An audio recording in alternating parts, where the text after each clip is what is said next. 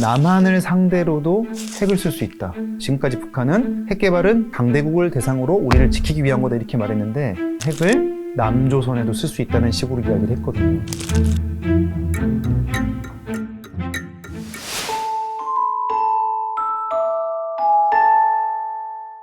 얼마 전에 우크라이나 젤렌스키 대통령이 이런 얘기를 좀 했거든요.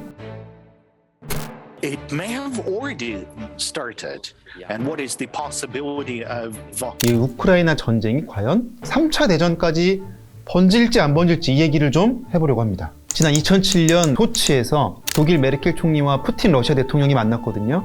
근데 여기에서 푸틴이 개를 풀었어요.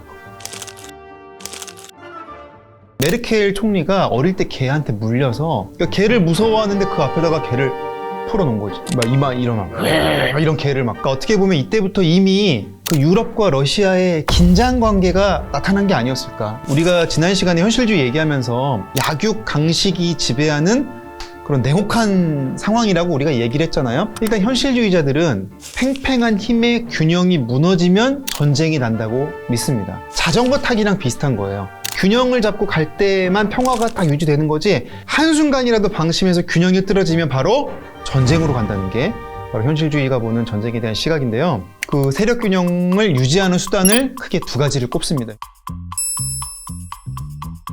상사가 왔는데 새로 왔어, 부장님이. 근데 독해. 막 공격적이야. 그럼 내가 안보 위협을 받잖아요. 예를 들어서 부장님이 엑셀을 못 다뤄. 그럼 내가 엑셀을 다룰 수 있어. 그럼 이제 오늘 피곤해서 엑셀은 제가 못할 것 같은데. 그러면은 교수씨 왜 그래? 뭔 일 있어? 이해해 주십시오. 화내서 미안합니다. 예? 이게 사실은 미묘한 세력 균형이죠. 근데 만약에 부장님이 엑셀을 다룰 줄 알아. 근데 거기다 대고 내가 엑셀은 못하겠는데 이러면은 저 그럴 거면 사표를 써요. 이게 사실은 이제 세력 균형의 오판인 거지, 그거는. 이거 얘기 들으니까 이해가 잘 되네. 잘 되지. 그럼 만약에 혼자서는 안 돼. 그럼 엑셀 잘하는 애를 또 꼬드겨서 동맹을 맺는 거지. 야, 부장이 시키는 거 하지 말자 우리. 그럼 부장님 어떻게 하겠어?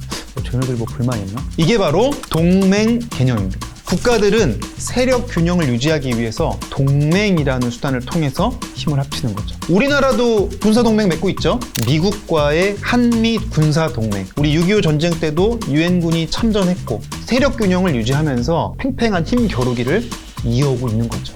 세력 균형 깨지면 어떻게 돼요? 파국으로 가는 거지. 부장을 보낼 수도 있겠죠. 오로지 국가 이익만 있을 뿐. 그 이익은 수시로 변한다. 만약에 귀염둥이 딩딩이가 세렝게티 초원에 던져졌어. 저기에서 사자 한 마리가 이렇게 와. 어슬렁 와. 딩딩이 혼자 안 되잖아. 그럼 댕댕이, 동동이, 땅땅이 다 불러야 돼. 자, 그래서 이제 막 왔어. 왔는데 사자가 두 마리야. 무리를 지어도 안 돼. 그러면 나를 강하게 만들어야 될 거 아니야. 짱돌이라도 들어서 너 오면 내가 던진다. 이렇게 해야 될 거 아니야.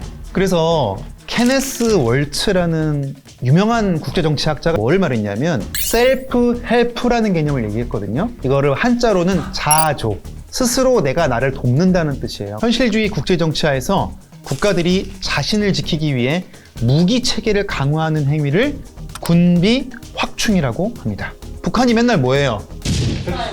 우리가 미국과 대등하게 대결하려면 우리 핵 무력을 가져야 된다. 우리도 얼마 전에 미사일을 잠수하면서 쏘는 걸 우리도 개발에 성공했어요. 이런 것 또한 군비 확충의 일환이고 이를 통해 세력 균형을 유지할 수 있는 거죠. 우크라이나가 한때 세계 3위의 핵 강대국이었던 거 혹시 아세요? 소련이 90년대 해체됐을 당시에 핵무기를 다 어디다 배치했었냐면 우크라이나가 그 러시아랑 유럽 사이에 껴있으니까 그쪽에다가 쫙 배치해놨던 거지. 보고서를 보면은 거의 1700기 정도가 있었다고 합니다. Мой долг перед страной советские ученые и инженеры-атомники выполнили.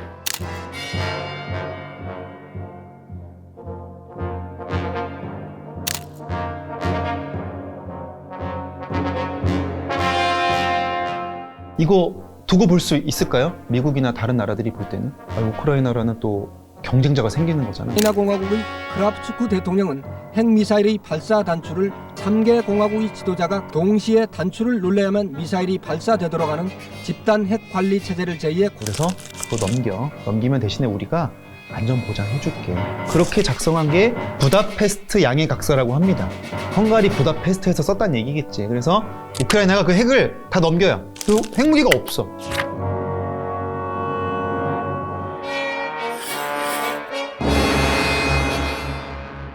북한은 뭘 봤어요, 우크라이나?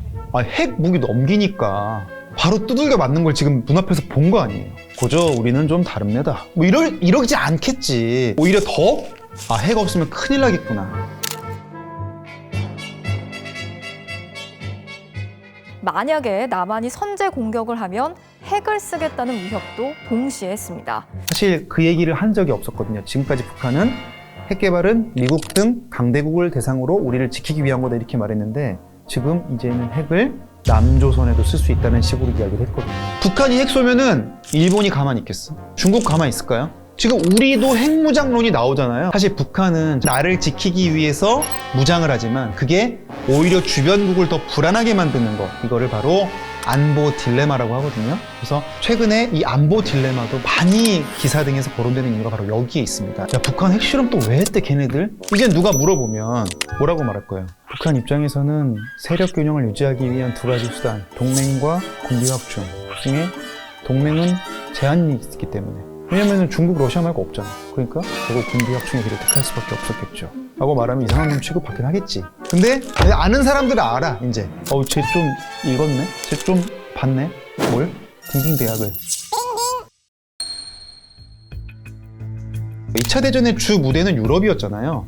그럼 미국은 멀찌감치 떨어져 있으니까 방관하고 있었거든요. 그러다 일본이 하와이의 진주만 폭격이란 걸 먼저 하면서 전면전으로 비화가 됐고 결국 일본의 핵무기가 투하되고 나서야 전쟁이 마무리가 되거든요. 일본이 그랬듯이 과거 2차 대전 당시에 먼저 공격이라도 한다든가 그런 상황이라도 벌어지면 그때는 정말 전면전으로 확전될 수 있다.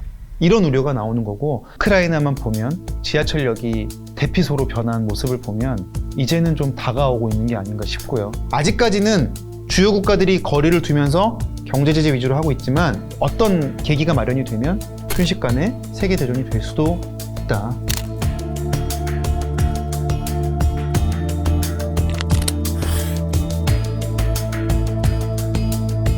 (5월에는) 정상회담도 한다고 하는데 그때 많은 전문가들이 예측하는 게 이제 미국은 확실히 우리한테 요구를 할 거다. 이 균형에 가담해 주기를. 그래서 현실주의자들은 역사가 영원한 흥망성쇠가 계속 반복된다고 보는 거예요. 거기에 대한 회의적인 시각도 있습니다. 제도를 잘 설계해주면 평화를 유지할 수 있다는 게 자유주의 시각이거든요. 그 얘기는 제가 다음 시간에 좀 더 이어서 해드릴게요. 딩딩.